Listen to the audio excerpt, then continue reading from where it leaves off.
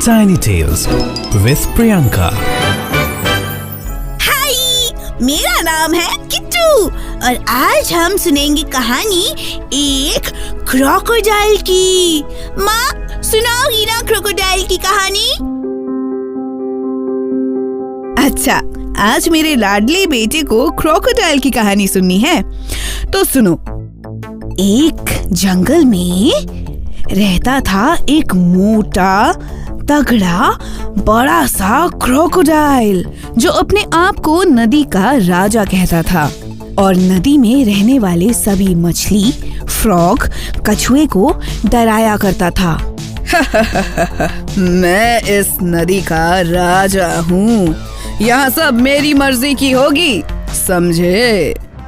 Crocodile सबको डरा कर कहता, जो कोई भी उसकी बात नहीं मानेगा वो उसे खा जाएगा। उससे परेशान होकर सभी नदी से दूर जाकर रहने लगे, यहाँ तक कि मछलियाँ भी दूसरे नदियों की तरफ जाने लगी। बेचारे जानवरों को भी पानी पीने के लिए बहुत दूर जाना पड़ता था। वही बदमाश क्रोकोडाइल बहुत खुश था कि उसके डर से सब जंगल से दूर जा रहे हैं। वो अपने आप को बहुत स्ट्रॉन्ग समझ बैठा था। लेकिन फिर एक दिन, क्या नदी में एक भी मछली नहीं है? 3 दिन से मैंने कुछ नहीं खाया है, ना ही पानी में कुछ खाने को है और ना ही जंगल में कोई जानवर मुझे दिखाई दे रहा है।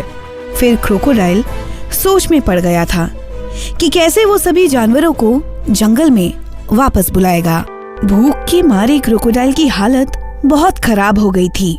अपने आप को कोसता हुआ वो बोला, मुझसे शायद बहुत बड़ी गलती हो गई। मैंने सबके साथ बहुत बुरा किया। मैं बहुत अकेला हो गया हूँ।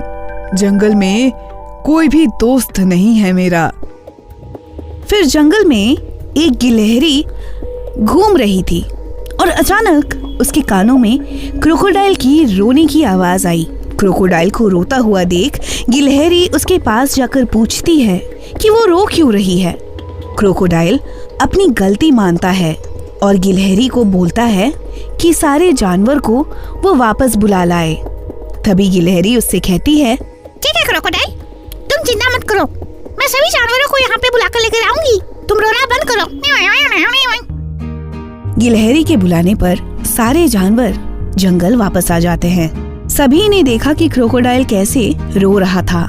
वापस जंगल आने के बाद क्रोकोडाइल सभी जानवरों को देखकर बहुत खुश हो जाता है और सबसे बारी बारी माफी मांगने लगता है। सबसे माफी मांगते हुए प्रॉमिस किया उसने कि वो कभी भी किसी को परेशान नहीं करेगा और सबके साथ मिल बांट कर जंगल में रहेगा। और फिर सभी जानवर खुशी खुशी जंगल में वापस रहने लगे। तो किट्टू, आज की कहानी से तुमने क्या सीखा? हमने सीखा कि हम सभी को सबके साथ अच्छे से बिहेव करना चाहिए और सभी के साथ अच्छे से मिलकर रहना चाहिए। और भी ऐसी कहानियाँ सुनने के लिए सुनते रहिए tiny tales with Kittu and Pom Pom. तब तक के लिए बाय बाय।